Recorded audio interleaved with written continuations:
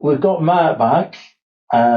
It looks as though on his way over the wind blew his beard away. So it's the new me. Actually, it's the old me, but there you go. So I'd like to thank you for coming along yet again, and always a pleasure. It's always good when you come here and we can have a good chat as well as doing these videos.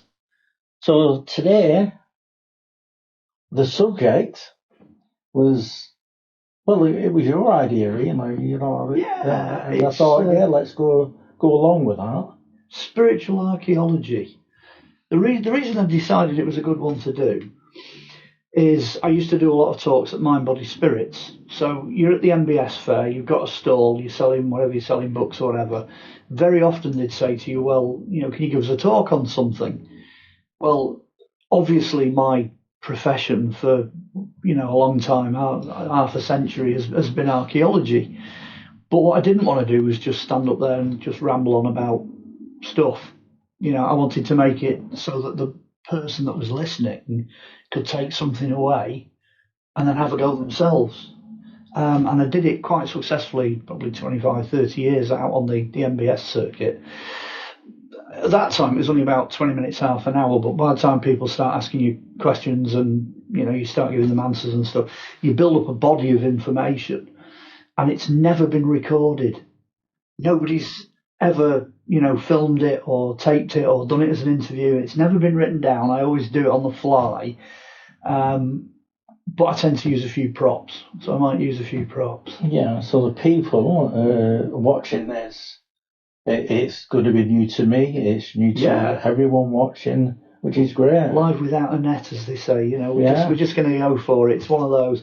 But you always seem to do this. You always seem to come up with something that I've never done before, and it always seems to work. So I just thought it was kind of appropriate. So I suppose the best place to start is give a definition of it, isn't it? So try and work it out. I don't think anybody else has used that term. I don't think spiritual archaeology is a thing. I don't think anyone's picked up on that and used it. But the minute you say... No, it's not a term I've heard before. No, but the minute you mention things like dowsing, visualization, and then all the other skills, physical assessment, reading maps, satellite stuff. As soon as you start breaking down what it actually is, people are like, yeah, I do that. Some people, I do that anyway, But, well, not only that, with you being an archaeologist, you've actually used this in the work you do. So we'll get to that as well. Yeah, I can share a few stories as we go along. What I used to do, though, with the talks, and I suppose we could do it the same way here, is I would start with my kit bag, which, as you can see, is getting a bit old now. So people out there are probably, who are, shall we say, not amateur archaeologists, but keen enthusiasts. I don't think you can be an amateur archaeologist, by the way. I don't think there is such a thing, because you either are or you're not. And history has proven that some of the so-called, quote, amateurs are the most successful, It's like there's a few digs going on now on private ground where people have specifically bought sites and set up a trust to excavate. Now, the question there is, the guy that owns the land who's, paying for it and doing all the dig, is he an amateur or is he a professional? Because he's never trained, but he knows what he's doing. Well, in a sense, he has trained, because most of the information you need is out there somewhere, which brings us back to this.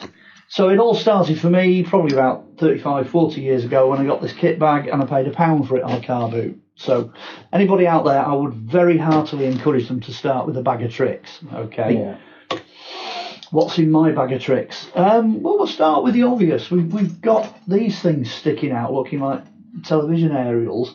I had a very good friend in Lancashire many, many years ago. We were friends probably for about 20, 25 years, a guy called Jim Longton. And Jim made these, which are dowsing rods, to his own design. That having been said, he was very much a traditional dowser in the old school nature of things. So these little chambers are charged up with his own formula of different crystals and bits and bobs. They used underslung. I think he's the only guy I've ever met that produces underslung dowsing rods. And he used to take them to church and put them on the altar and get them blessed. he would actually get whoever was the minister at a particular church that he used to bless them. And that's what they used to do, to be honest with you. The proper dowsing rods, even the overslung ones in the old days, you would get them blessed. So they can't just go, racing off and find the wrong sort of thing, I presume. I've got 3 of them here. The one I'm waving around here, that's a child's one, or a lady's one. It's a smaller one. I have actually used it, and it works just as well as the full-size ones, and it can be used in a cramped environment. And literally, if anybody knows dowsing rods, you use these in the same way as you use ordinary dowsing rods. So you literally just, point it straight in front of you, you walk forward, focus on what it is you want to hit, and it will move, in different ways. It'll either go in or out. But that's the ladies' one, because it's a bit smaller, or the child's one. These are the full-size ones. The red one is actually mine. That's the one he made for me. And he marked it up, so I knew it was mine. And that, I've had all sorts of successful finds with this.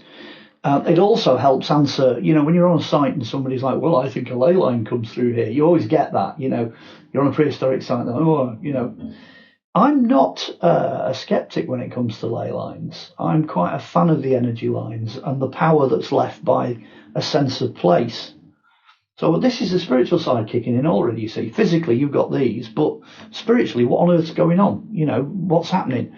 Especially when you've got sites like churches, sacred wells, stone circles, prehistoric avenues. These are all sites that have had a lot of human spirituality literally pushed into them. Now, is it or isn't it? Were they there to begin with, or have they been generated by use? That debate I don't think will ever be answered. But the point of fact is there is energy there, and these are very successful in picking that energy up. Now, I use that one on its own as an underslung, but if you were so inclined to use it as a normal dowsing rod, I've got a second one, so I can use them as a pair of straightforward dowsing rods in the traditional way. And for people that don't know, normally when you go over the target, the rods will cross, but they'll cross on their own. They just do it. And it's a matter of practice and feel and finding something that works for you. But I just thought people might really find those quite intriguing because they're Jim's own design. That is a Jim Longton pair of blessed dowsing rods. Which leads quite nicely into the other bits and bobs I've got in here, because I don't just use rods, there is other things. There was an abbot called Mehmet, and he invented this thing, which is the Mehmet dowsing bob. I couldn't resist getting hold of one of these. Most people won't even know they exist, but I think you can probably order them online. What this particular abbot wanted to do was he wanted to try and find on his land, on the abbey lands, copper. So he came up with an intriguing idea of producing a dowsing bob that you can charge on the inside. So instead of doing it where you're sort of walking around and you've got to focus on what you're looking for, you put what you're looking for inside there. So it works for all sorts, iron, lead, copper. You could put little bits of pottery in there, bone, stone, whatever it is you're looking for in terms of a substance. And then it's charged up. You just screw that back on.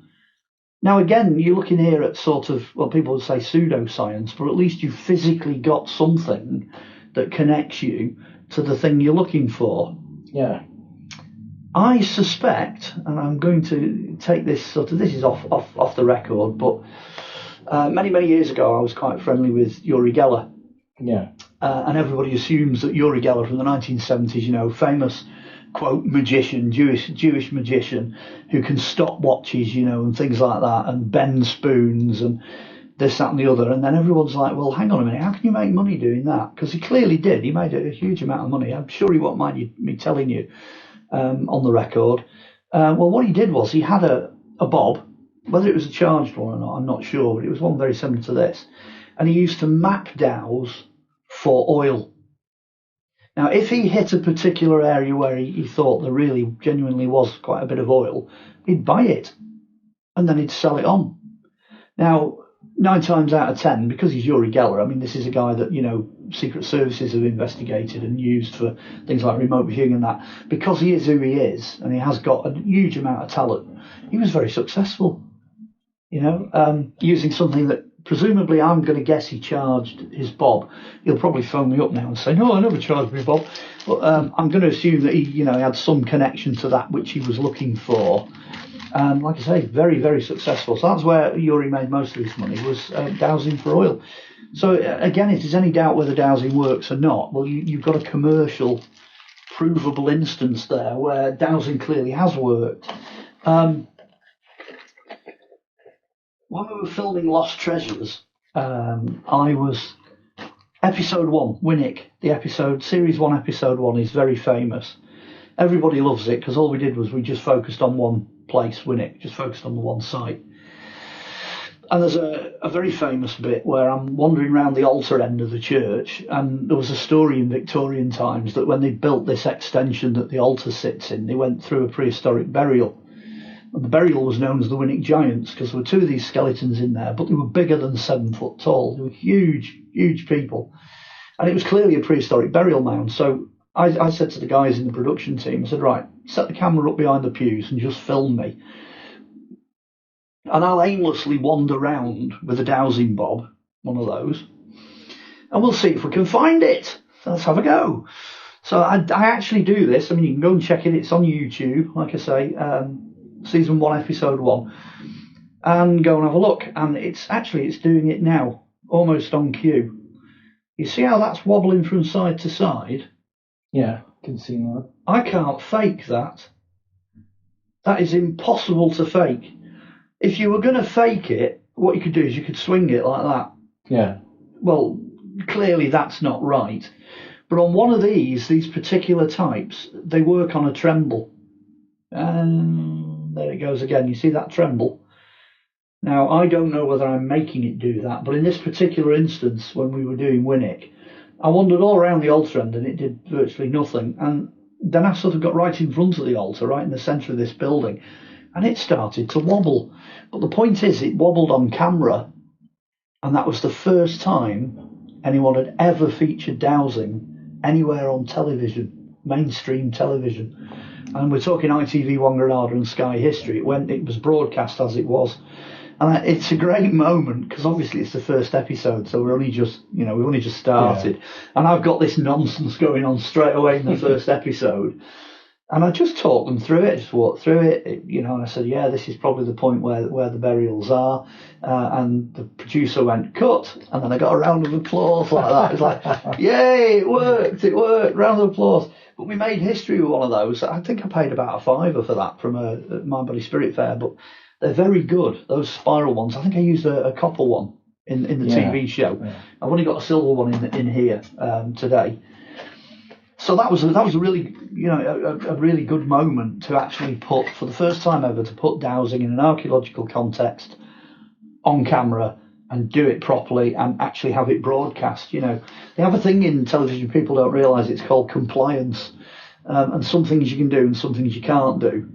We only fell foul of compliance once in the whole series, but they let it through. They let the dowsing go through. They went, yeah. Strange, isn't it? Which again brings me back to the point that in the old days, probably not so much now with all the technology, but certainly in the old days, over 80% of archaeologists were dowsers, but they wouldn't admit it.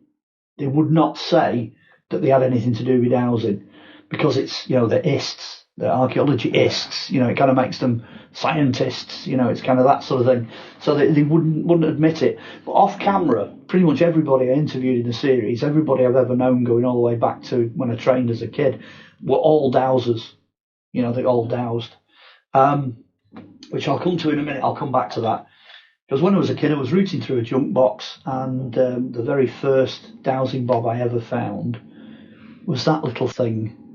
A tiny little acorn dowsing bob. It's made of solid copper, and it's a little peach. It is so sensitive. The beauty of the shape of it and the weight of it, the balance on it, and they're designed to be used on really long strings. I've probably gone off shot with that, but what you do is you have a massively long string, so it goes all the way down. The thing literally goes all the way down to floor level. And you're walking with the bob hovering just a few inches off the ground.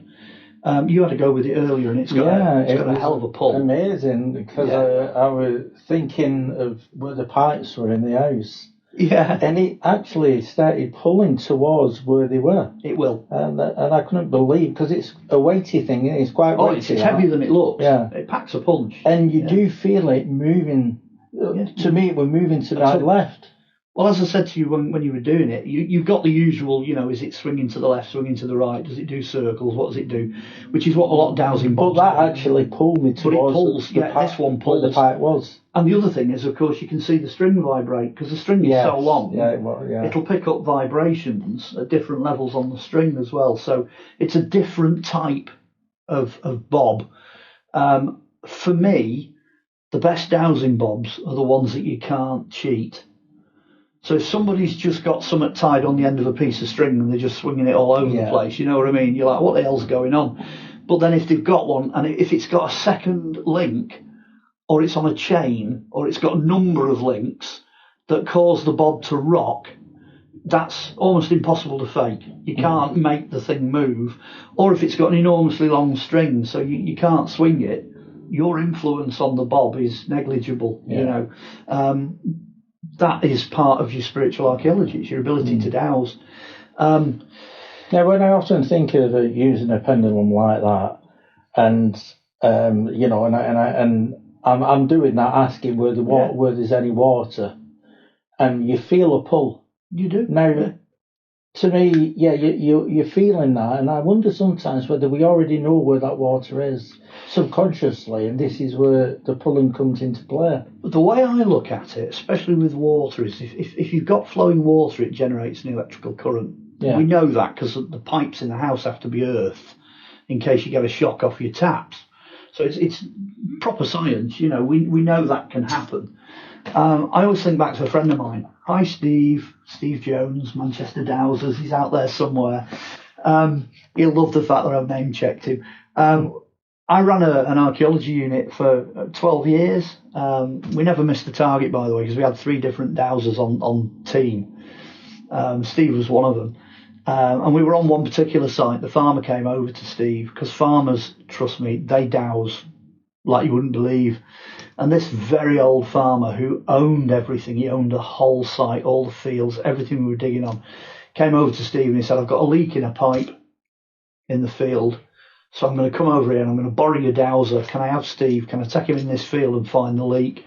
At which point we're all like, if he fails, he's going to kick us off, at the end of the dig if he fails.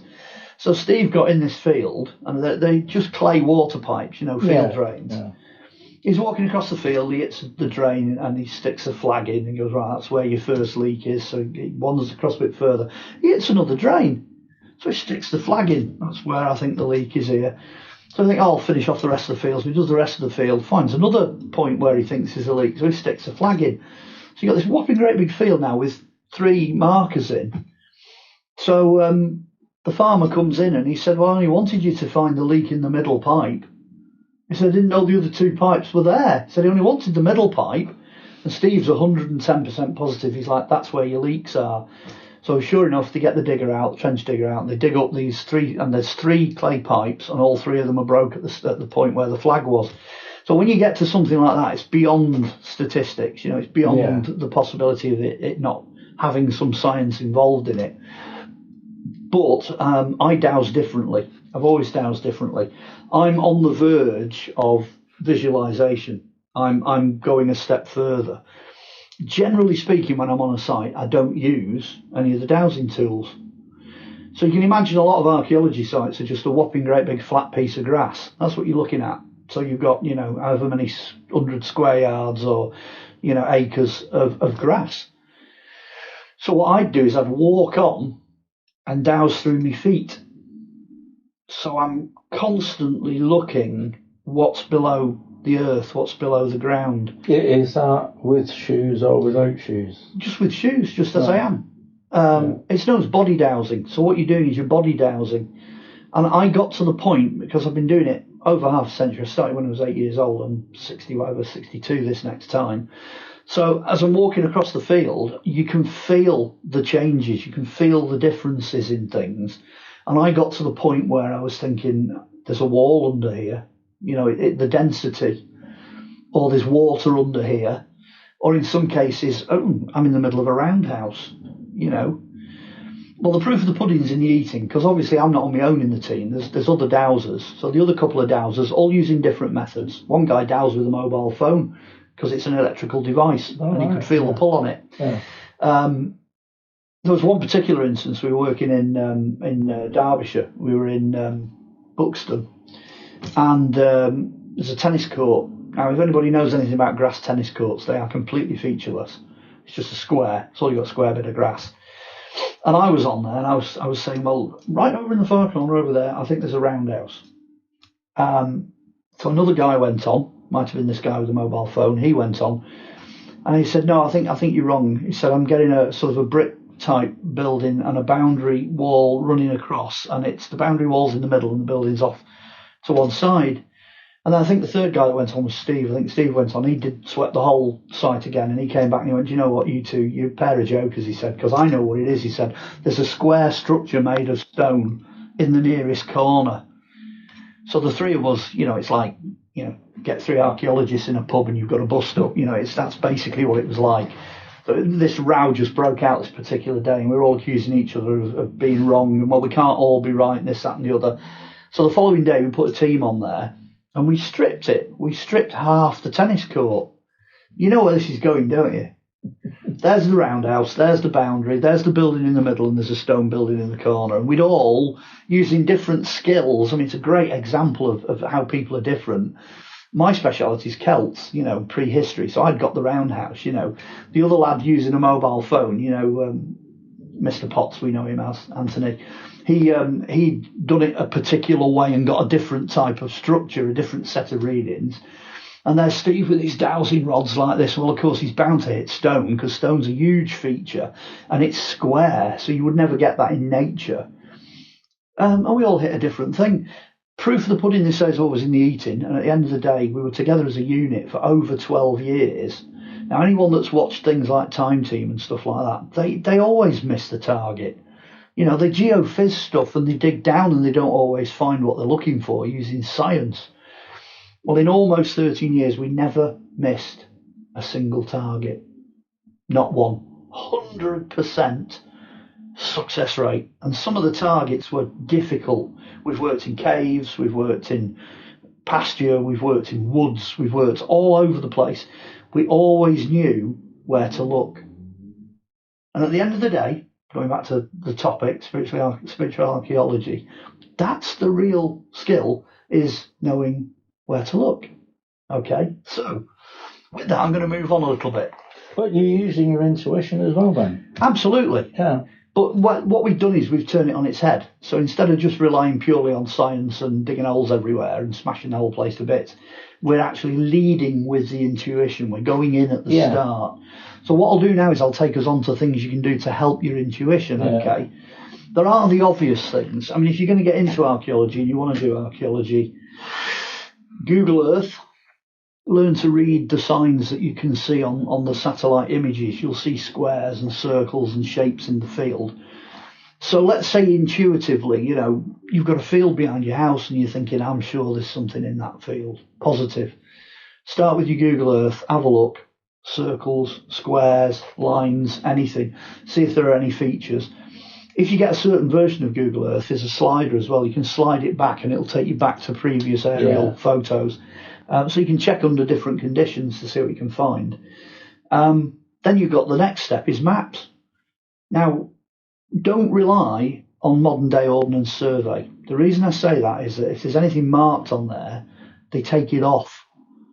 So your generation, my generation, we had maps and it would say things like Roman fort and it'd be written in, old script. Yeah.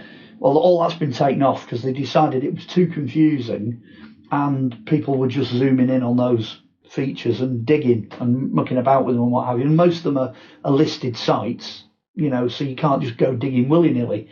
That having been said, there's an awful lot that aren't.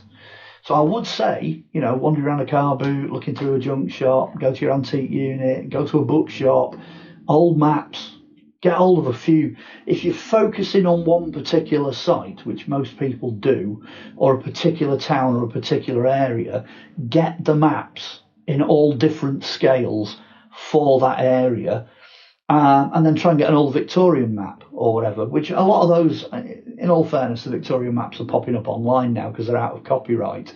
So you can get most of them online. Do a little bit of map research and have a look, which can get you started. You know, we used to go on a lot of sites that we already kind of knew. You know, you've got site survey, which is using your skills, and it's the spiritual side of it, and then you've got the research, which is the archaeology side of it, and those two marry up. But the maps don't always tell you where things are. You know, if you've got a socking great big field that's, you know, a square mile, you know, it might just say Roman. You know, so you still got to know where to look when you get in there. Okay. Someone was asking me about this the other day. A metal detector guy was saying, okay, I'm walking across the field, and there in front of me is, you know, let's say something. It's, you know, piece of pottery or something old or whatever. Now, most people think that the regulations for finds like that are you leave them where they are. So what I say is, if it's in danger of being damaged, so if it's farm machinery, if it's on a footpath where people walk, a building site where they're knocking the living daylights out of stuff, wherever it is, you need to assess whether or not it's going to survive. And if it's not going to survive, make a note of where it is, because a lot of mobile phones now have got GPS on. Make a note of where it is, or if you haven't got GPS, pick 3, like a gatepost, a tree and a rock that isn't going to change anytime soon, and triangulate where you've got it so you can get back to that spot again, but pick it up, because it's better to have it moved and somewhere else and safe than to have it destroyed. If it's in danger of being destroyed, some of the farm things that go on are just super destructive, super destructive. So here we go, digging into my kit again. Where's it gone? Somewhere in here. There it is. You're not an archaeologist unless you've got one of these, are you? You know what I mean? There we go. Ta-da! That's what you need. You need one of them in your kit. I can do pretty much everything on a dig site with one of those. 3 1/4 inch trowel, pointing trowel. If you get skilled with one of these, you can do so much in the ground, you know, to excavate. Because you don't just scrape, you can use the pointed end and all sorts of stuff, and it becomes an art. You know, some of the things you excavate, especially things like human skeletons and what have you, are so fragile. They are terrifyingly fragile. That trowel has seen a lot of excavations where I'm looking for difference in soil colour. You know, a pit, for example, is very often comes up as a circle of black because it's darker than what it is that's around it. So if you're really lucky, you might have sand and clay and have this great huge peaty pile in the middle of it. And then you can excavate the pit. Yeah. You know, again, mobile phones. I used to have a camera in here. I don't bother now because I use a mobile phone. You can photograph everything. And as a rule of thumb, if you're a metal detector or amateur archaeologist, like I said, I don't think there are such a thing. Archaeologist, historian, whatever. If you've got something in front of you, photograph it, make a record of it. Well, with one of these, you could actually draw around it. You know, if you can see a shape that you don't think is going to come out on the photo, you know, mark it up so you can actually see the outline of it. But you really need one of those. You need a 3 1/4 inch. I've had that one for years. I've had it for a long, long time. And they do last for a long time, so it's a cheap hobby. Pop off down to B&Q. I'll have a 3 1/4 inch plaster trowel, please. I mean, I'm not saying you can dig something that's massive up with that. You know, you wouldn't sort of dig up a Roman villa or a Viking ship or anything like that with that. But when was the last time you used that out in the field? Oh, last year. I think I actually used it last year. They've still got clay on it because I was called in by some metal detectors to have a look at the site, and you know what happens with people with shovels, because they just go, I'm going to dig this up, you know what I mean? You end up with a socking great big hole and you can't make sense of it. I mean, I'm all in favour of, now they've produced smaller shovels with like cross beams on that you can cut in now and get at the find a bit more specifically. But once you've got that, you need to look a bit more at the context, around it. They'd had a few finds from one site, so they wanted to see if they'd been buried in a hole. Well, that's where things like that come in.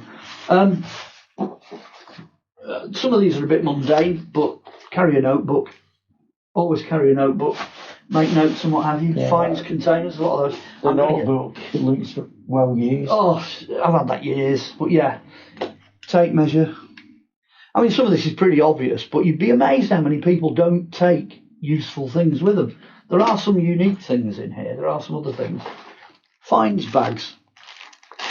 If you find a lot of finds in one particular area, and you photograph them in situ and all the rest of it, you could even number them. You could go, 1, 2, 3, 4, 5, 6. Just write little tags on, and then bag them. Yeah. And what you've done is a dig. I mean, there's a thing now where you can do test pits. A test pit is 1 metre by 1 metre. That's 3'6" by 3'6" in old money. It's a square, and you can test pit and then record what's inside the pit.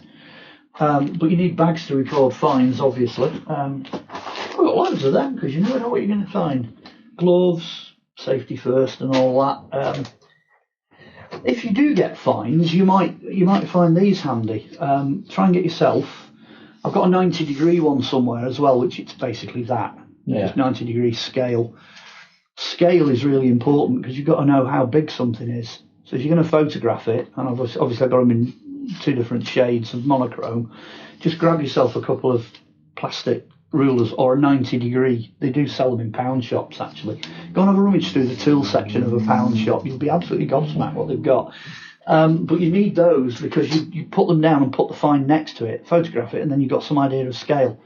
Yeah. I wish more metal detectorists did that because you get so many photographs and you've got no idea what you're looking at. No idea at all. I don't actually know what's in some of these.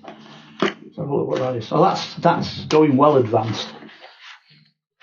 This is actually a portable sieve, for sieving through. That's not been out for a long time, but it's got different grades of sieve in it. So if you want to start looking at really, really fine detailed stuff, I mean, I've not used that for ages. Last time we were in a cave and we used some sieves. We used bigger ones, much bigger ones. Yeah. And you sieve it and then you save all the debris because the organic stuff that you can find is quite handy. I don't actually know where I got that portable sieve from. I've had it a long time. I am just rooting through so much stuff in here. I've got all kinds of tricks in here. I don't actually remember what's in some of it. Oh, now that's all handy stuff in there. You've got a compass, so you can see what direction things are. Always take some money with you. So I've got a container for pound coins. You never know what you're going to find. A flint to start a fire. It's a bit of a survival kit, really, this. Penknife, because you might want to take scrape deposits back and things like that to find out what's going on. So that's like a sort of a multi-tool kit. So really, the moral of that is anything that's slightly bit useful, get it in your bag. The more you do, the more you'll find you need, because so much stuff is handy when you're out in the field. I'm kind of leading into the next bit now. I've nearly emptied the bag. I think there's all sorts in here. Another finds bag. What's in the bottom here? A charger. Yeah. Or is that an adapter? No, it's a B&Q adapter. It's a trip. So wherever I am, I can plug electrical things in and know they're not going to blow up. There's more scales. A lot of different scales in here. A second trowel. I never have too many trowels. Do you know, we were on one dig site, we were digging away and we actually excavated a trowel from the previous dig team. You get everywhere. Oh, it's a spade. I'd forgotten that was in there. Just in case you want to eat something. A spoon, a knife and a fork all combined. It's just called a spade. So you've got all sorts in there. Oh, you'd be amazed. You're probably wondering why the hell I've got these as well, because there's a whole bucket load of golfing tees in there. Well, supposing you've removed the finds from your trench, but you want to mark them up. Yeah, markers. They're fantastic, for just sticking in. Yeah. And you can have all your pottery blue, all your coins yellow, all your timber finds red, and so on. There's a load of them in the bottom here, absolutely tons of them, hundreds of them, a whole bag full of them. It's an adventure for me, this. I don't know what's in the bottom of this thing most of the time. Anything else interesting? I'm using that as a magnifier to lens off a camera, but I use it to super magnify stuff. What else have I got? Okay, well, that's sort of the main body of this, but what I was leading to was anything that's useful, carry it with you. Okay, well, here's another slightly different lesson. You're on a dig site, and on the other side of the field, there's a wall, and you're trying to work out how long this wall has been sat there, but there's a tree growing out of it. Now, archaeologists love trees, but we don't usually love them enough to hug them. But if you ever see an archaeologist hugging a tree, what he's trying to do is work out how big the base of the tree is. Because on softwoods, per foot, it's about 25 years per foot. So if you've got a socking great big tree, run a tape measure around it, and it turns out it's 10 foot round, about a metre up, about 3 foot up from the ground, so you're clear of the roots, you're looking at the base of the trunk. If the base of the trunk is about 10 foot round, then it's 250 years old. But if it's growing on top of a wall, and the wall's been there 250 years, at least. You see how the logic... Yeah. If you're dealing with hardwood, so your oaks and your yew trees and things like that, that's about 50 years a foot. So when you walk into churchyards and you see these yew trees, and they're fairly substantial trees, they don't run to hundreds of years, they run to thousands of years, because you're talking 50 years a foot. So if you've got a 20-foot one of those, that's a huge, that's a 2,000-year-old oak, easily, without even thinking about it. But just in case you want to know what kind of tree you've got, it might be handy to have some tree identification cards. Wow. So I carry I'm not great on trees, but that's my own little dictionary of, what the hell am I looking at? Because some of the trees we've got are foreign trees as well. Yeah. So it's always handy to just chuck, they used to have the Observer's book of, chuck a book on trees in, because that's useful to have. What else have I got in here? Yeah, that's one thing I wouldn't ever saw you'd have in that bag. Well, this one will blow your mind. It was a friend of mine who's now passed away. His name's Derek, and he used to be the chairman of South Trafford Archaeology Group. And many, many years ago, a couple of things I trained in, which were useful back in the 60s and 70s, was pottery. Because if you can identify pottery, you can tell how old the pottery is. It's a dating tool. So, you've got the new pottery in the top layers, and you've got the oldest pottery in the bottom layers. The other one's clay pipes. We've had clay pipes in this country now since the 1500s. So over the last 500 years, you've got loads of them. You get these different shaped clay pipe barrels. Well, the barrel's easy to date. But what happens if you've got a piece of the stem? Just the stem. What Derek had worked out, because he wrote the book on this, basically, is that the hole down the middle of the pipe gets narrower the more recent the pipe is. So if you've got two pieces of clay pipe, they look identical, but one's got a big hole and the other's got a tiny hole, and the one with the tiny hole is more recent than the one with the big hole. Is that the way they were manufactured? Yeah. Because what they discovered as time went on was the smaller the hole, the better the smoke they were getting, and the longer the tobacco lasted. Well, he took it a step further, and he went out and bought some really cheap drill bits, and he could date them using how many sixteenths the bore size was. So I carry a set of drill bits in my particular kit, because my thing is clay pipes and pottery. That's how it started off. And I know up here how many sixteenths give you a date. So I think you get something like, I don't know, whatever number of sixteenths, would be 1820s or 1850s or whatever, 1900s or whatever. So I carry these as a dating tool. Ah, right. Because, when you're walking across fields and sites and stuff like that, you get pieces of clay pipe barrel all over the place. There's tens of thousands of them. But they're really handy to date things. You can date them using these. So again, that's another dating tool. You've got basically the same principle involved with plant species. He did a thing with plant species as well. When you're looking at boundaries, how many species of plants, especially long-growing plants, so not things that the farmers sowed, long-term plants, how many species have you got in a boundary? So, you've walked your field, you know where your sites are. You might have used a thing called a probe, which is a long piece of metal with a handle on. You can push it into the ground. So you push it into the ground, you can feel the difference in the gravel. So you've got a building, there's something under there because it's crunchy when you're hitting this thing, or it's hitting a rock and stopping, and it's so many feet down. You've done all that. You've done your dowsing. You've put your notes in. You've done your visualization and all that, so you know what you're looking at there. You've done your map work, so you're on a hot site. This thing's been roaming. And you're looking at the field boundary. There's a big tree in the middle of the field boundary, so it's been there, 600 years. But just how old is the field boundary? Now, the way he worked out to look is if you get up to, say, 30 species, if you can count 30 species, chances are it's older than Roman. You're looking at an Iron Age boundary, Iron Age field boundary.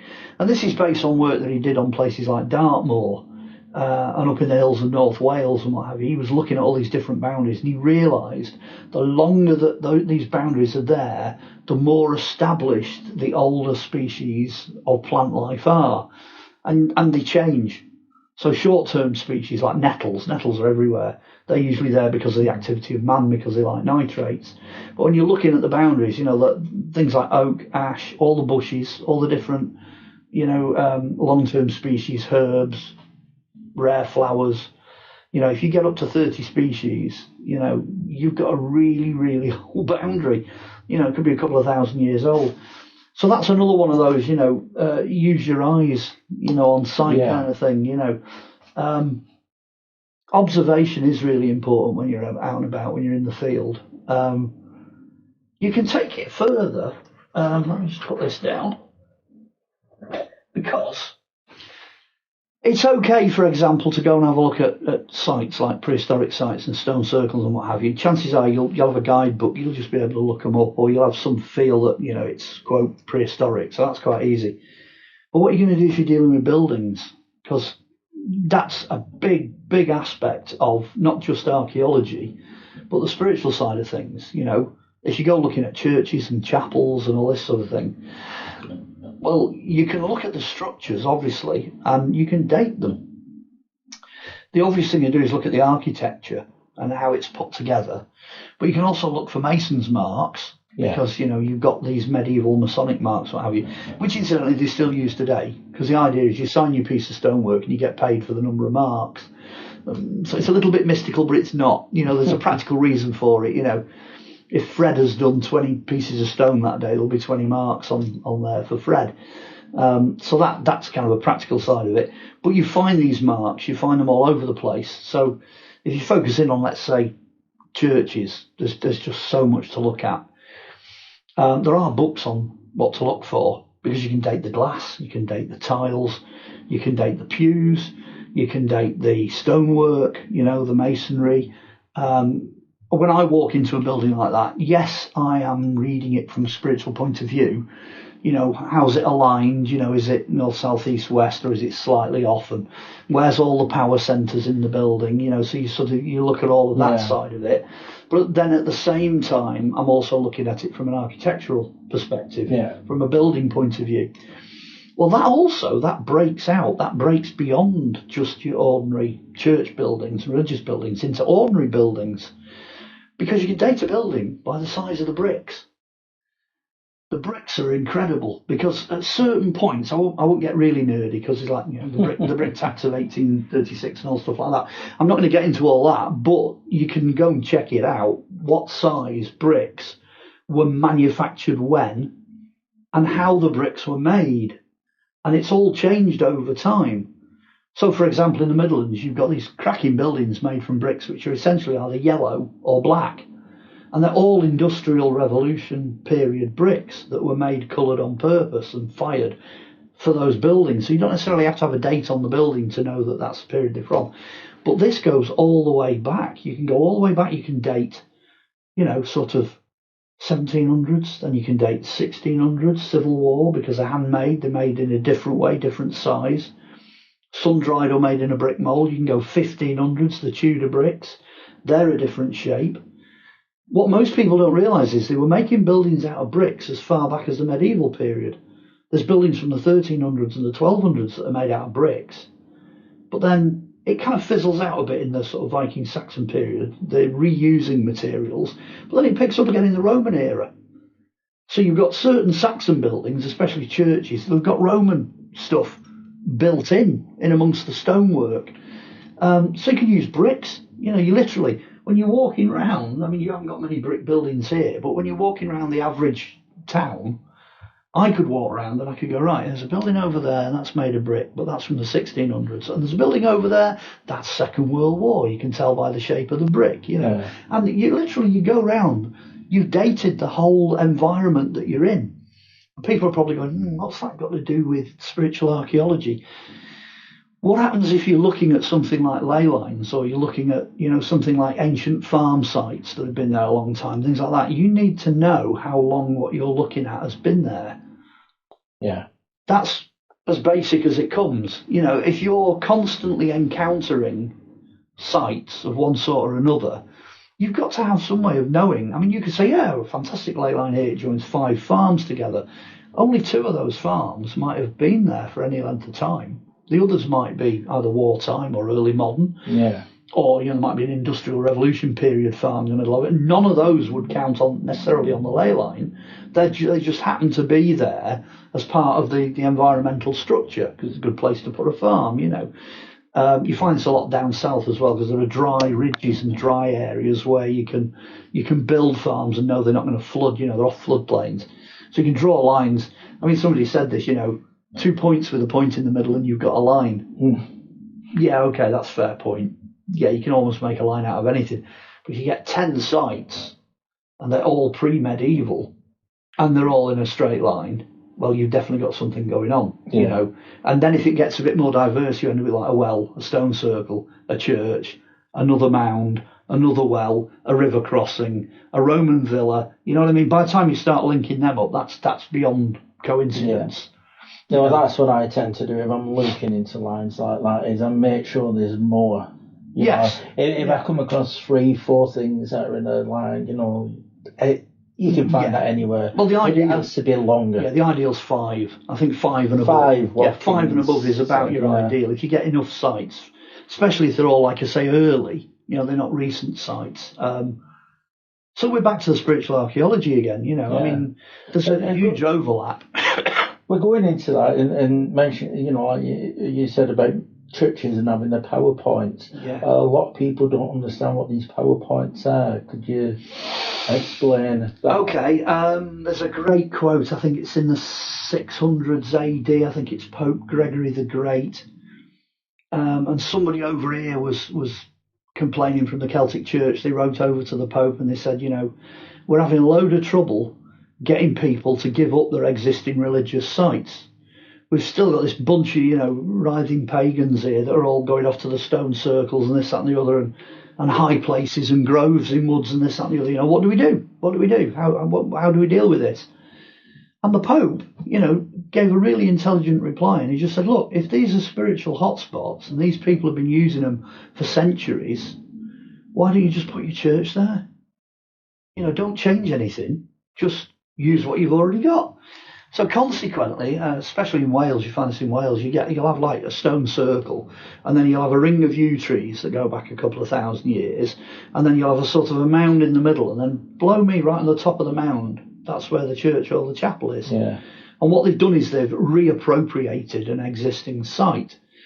Because I know when I talk about ley lines to some people, and I mention church, you know, if there's a church there, you know, you put that on that line as well. Yeah. And they've all, you know, some people will say, well, why a church? Yeah. Well, this is why, yeah. They're using older sites, you know. There's an interesting one in where I live over in Warrington, because there is a line runs through the middle. There's several lines that run through Warrington, actually. You just got to know where to look, because obviously a lot of stuff's hidden or it's obliterated.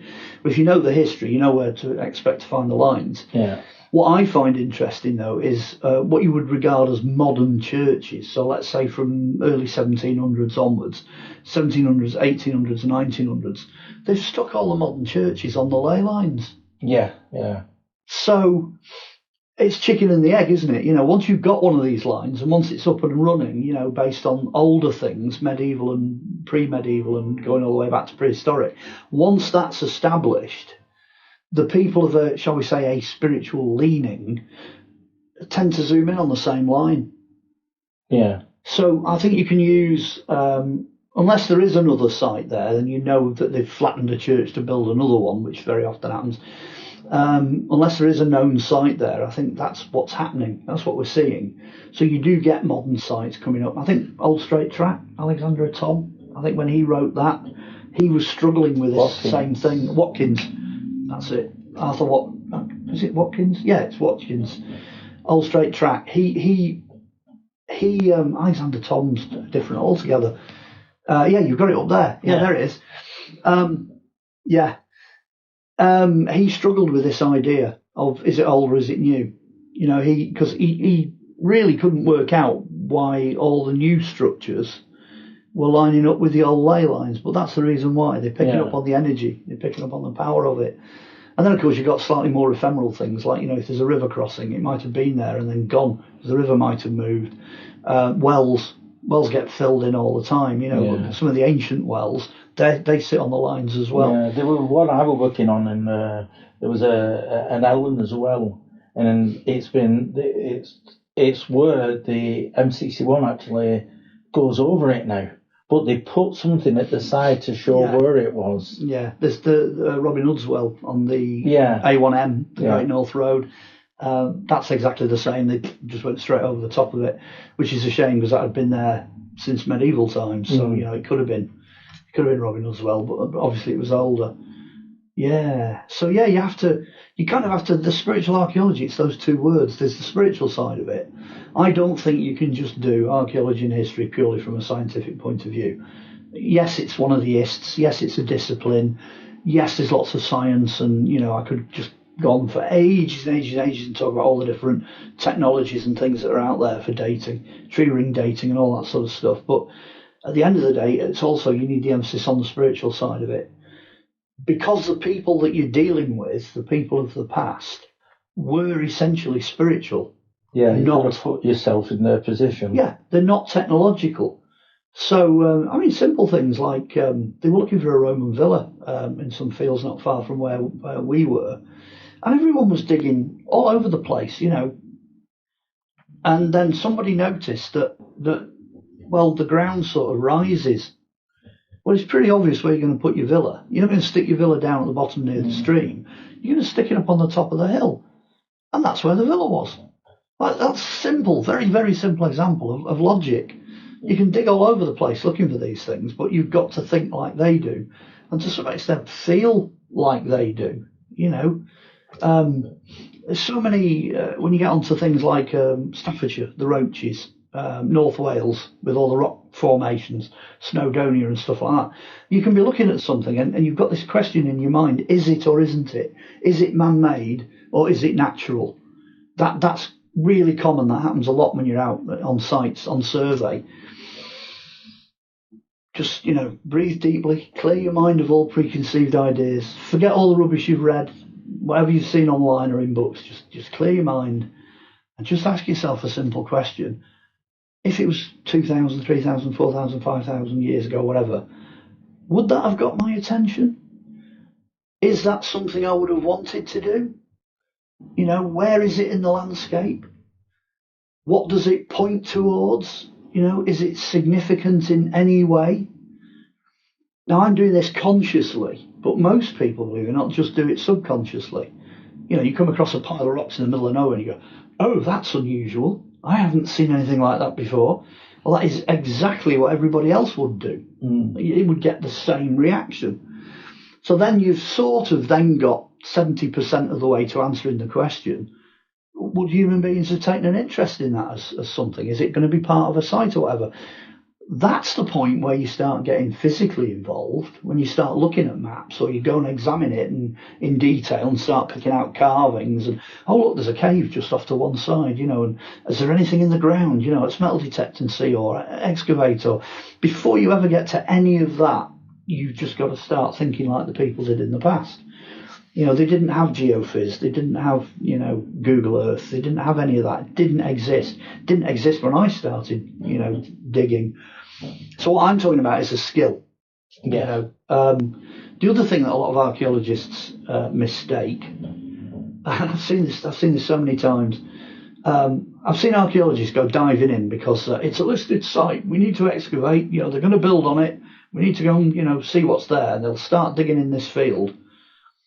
And the farmer's just, he's just leaning on the gate looking at these people like they're idiots. He's like, well, my family's been ploughing this, this farming estate for the last 60, 70 years, and we know exactly where everything is.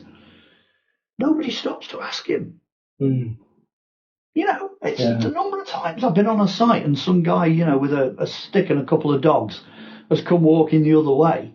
And I always ask the farmer or the landowner or even the local publican, if he's been there long enough, wander into the pub. They hear all the stories, Yeah. Go and do that kind of research as well. Get out of the books, get away from the internet and what have you. Go and do real live, human being research, because people know stuff. Yeah. They know things. Yeah.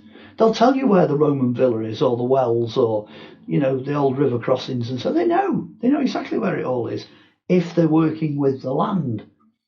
So you've sort of drifted now back into the spiritual archaeology side of it. You're dealing with a living, breathing human being that has been in contact with that particular piece of land possibly their entire life, and they know that better than you ever will. You'll never, doesn't matter what technology and whatever you use, And these are all really basic things, you can go to the pub and sit there with a pint and just share a butty with the landlord, and he'll say, oh yes, I remember the days, my mum used to go digging for bottles at the, this particular, and off you go, and lo and behold, you might have a 300 or 400 year old bottle dump. Yeah. I know a guy, mate of mine who used to live on a narrow boat, and we went to interview him when we were doing Lost Treasures, because he contacted us just randomly.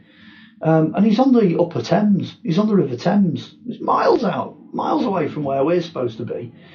But when he contacted us, he said, I've got a hot tip where there's this bottle dump, and it's where Henry VIII used to throw his rubbish from his lodge. So we were down there like a rat up a drain pipe. It was like next weekend, straight all the way down to the Thames. And it's this banking, and it's like bushes, trees. There's a bit of a marshland and a bog and a bit of drainage behind us, and you can see the River Thames across the fields. And it's just this wall of mud. That's basically what it is. And it's oozing out of the bank, and it just didn't look promising at all.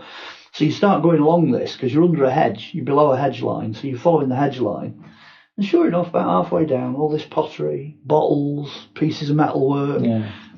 There was part of a leaded window because they knocked the lodge down. They'd clearly just dumped the whole lot onto this banking, and it's just oozing out the side of the bank. Now, it took us a long time to reach it. It was like well over an hour's walk down this boundary to find it, but it was on this curve because the lodge had been sat in the middle of this bend in the upper Thames, and sure enough, it's all coming out of the banking. 500-year-old bottle dump. There's people out there who used to do bottle dumping now. They'll be breaking sweat. They'll be like, oh, please give me the coordinates. I want to go dig it up. Yeah, there was not one far from here where as a child I used to go. So. Yeah. Oh, we had them in Warrington. I used to. In fact, I suppose if I really got stuck in my back garden with a shovel, I'd be digging up Roman pottery because I'm on a Roman burial ground. It's that kind of thing. So, that's, like I said, I used to do sort of 20 minutes, half an hour just on it, and I think we've covered most of the major points there. I can summarise it, I suppose. On the spiritual side, you've got to be switched on. You are yourself an electrical, spiritual, visual, intelligent, piece of technology. That's what you are. So when you drop in the field, you have to use all of that to find what you're searching for, and go with your gut feeling, go with your instinct, and be a bit more imaginative about things like that. But then the archaeology side of it, I got a whole bag full of tools here that helps me to achieve that. But don't rule anything out. Don't, can't be dowsing, it's of the devil. You can't be doing with that. rubbish, absolute rubbish. You know, if it helps you to do what you need to do, crack on. I know the utility companies have dowsing rods in their vans. So I know that as well. Yeah, I know they do that as well. Yeah. Yeah. And myself around here, you know, I'll use dowsing rods when I'm out, and I'll use a pendulum when I'm going to places, just to get a feel of the place, because it helps me to feel the energies around them places as well. Do you want me to finish with a nice little story then? Yeah. You've reminded me of a nice little story, which I don't think I've ever put on record, but there are people living out there that will remember this. Going back quite a way now, so you're probably going back late 1990s. Maybe early 2000s. Somewhere around about, so you're about 25 years ago. There used to be a ghost group up in Wigan, so it's up this neck of the woods, called Was I, and I was quite friendly with the people that ran it and organised it, and they had a sort of a subgroup that specialised, if you like, in ghost busting. That's what their thing was. They just did ghosts. And they got a hotel in the middle of Wigan. They got this hotel, and they got it for Halloween. And basically, they kind of sold, if you like, places for people to come on a full night vigil, because this hotel was renowned for being massively haunted, enormously haunted hotel. And they got someone, I think it was somebody from Most Haunted. They'd got one of the experts coming out, and the way they were doing it was that you got sponsored and you got paid for every ghost you got right. So if you correctly identified, it's a massive hotel, you know, I don't know how many rooms, you know, hypothetically 60, 70, 80, 100 rooms, really big hotel. So you couldn't fake it, there's no way of cheating. Anyway, I got the phone call, I think it was a day or two beforehand, because the person from Most Haunted couldn't do it. So the two guys from Was I sat there apparently in the foyer, and one turns to the other one and he goes, you know, wouldn't it be funny if this guy turned up with a big black coat and boots and a big black hat, you know, just like, you know, Van Helsing or whatever. Yeah, that's exactly how I turned up. I had this big black coat on, you know what I mean, black hat and all that. Yeah. Which apparently is why these guys were really quiet when I arrived, you know, and I'm like, hi, I'm the Ghostbuster. You don't say. You know, it was one of those kind of moments. Anyway, cutting a long story short, all night there was about 30 or 40 people involved, and everyone was issued with floor plans for the hotel, and then they were kicked out of this upstairs room, and sent out to go round the hotel and mark on where they felt these different ghosts were, or if they encountered anything, they'd mark them on. But because it was for charity, and because I'm supposed to be like, oh, I'm the ghost hunter sort of thing, you know, I said, all right, I'll tell you what I'll do. I said, I'll do some spiritual archaeology. I'll sit here in the room with the plans, and I'll mark on where they all are. And they're, oh, you can't do that. You've got to go out and, you know, encounter them and this, that, and the other. And I'm like, no, I don't. I'll do it from here. I'll basically map Dows, because that's what this is in effect. Yeah. So I had all the floor plans out like that, and I'm marking them on like this. They're all gone, you know, they were gone for about 3 or 4 hours. So I had loads of time, so I'm dead relaxed, dead quiet, middle of the night, fabulous time for doing anything like that. Clear as a whistle, about 3 o'clock in the morning, I'm marking them all on. What they then did was they had a huge board with all the plans on, and they brought the management in. I think it was the manager, the owner, and the bar manager. They brought them in at the end of the night while it was for charity, and they said, right, these guys are going to tell us where the ghosts are. So everyone sat there like that, and sure enough, they start putting the little marks on you know. And I think it got to the point, I'm fairly sure it got to the point, there was about 22 or 23 of these ghosts. And most people had got maybe 16, 17, 18, you know, somewhere in that kind of region. So I got my plans out, and sure enough, surprise number one, they all matched. So straight away I'd hit every single ghost. But then the owner of the place went, well, you've got one too many. He said, you've got one in the basement down there, he said, marked in. Number 24, let's say. It's 23 ghosts, let's say it's number 24. He said, I don't know what you're on about with that one. And then this girl sticks her hand up like that and she goes, well, I'm only supposed to be on the ghost hunt, she said, but I'm one of the bar staff. I'm one of the bar ladies. And last week, when we were down in the basement, someone pushed us. We got pushed by the barrels at this particular point in the basement. So, right time, right place, right person, right situation, right time of night, you know what I mean, relaxed, and just marked them all on, got the whole lot. I got 110% because I got the extra one as well, which was fabulous because honestly the money we raised for charity was outstanding. I think it was heading towards like $2,000, you know what I mean? Yeah. It was a decent wedge of money that we raised. But under all the right circumstances, and that's in a physical building, you know, that's actually in a human built, you know, solid structure. It can be done. You can do it. You know, it's possible. So that was just great. I don't think I've told that story. I mean, there'd be people out there from Wigan that remember that night, and honestly, you could have heard a pin drop when I got mine out like that. But you never left the room. And I'm like, well, you know, it's energy. It's all energy. It's all done on energy. And you hear of it often. You hear of these people who, you know, there's someone, you know, we have in England who does that, and they're dowsing on maps from other countries and getting things pinpoint right. Well, you're back to what I said about Uri Geller. You know, he doesn't go out to all these places. He just finds stuff, you know, on a worldwide scale and then contacts the companies, you know, because Uri buys the site. That's the kicker, you see. So he owns it before he notifies them that the oil's there, and then they'll come in, look at the site, test drill, and if it's oil rich, he gets ka-ching, he gets the money for it. And he's very, very, very good at it. Well, that's the same thing as I was doing, but on a bigger scale. Yeah. That's all it is. It's all the same skill. So anyway, if people are watching, you know, get yourself a kit bag, you know, go on a car boot, buy yourself a rucksack, load it up with goodies, all kinds of gear, anything that you think is useful, and just get out there and find things.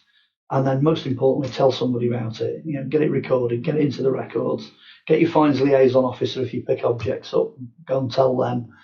Or, you know, just wander into the local museum or the local archaeology society and tell them what you know. Or stick it on, what was the one we were looking at? Megalithic portal. Yeah. If you get something that's physically, you know, of a decent size, get it recorded.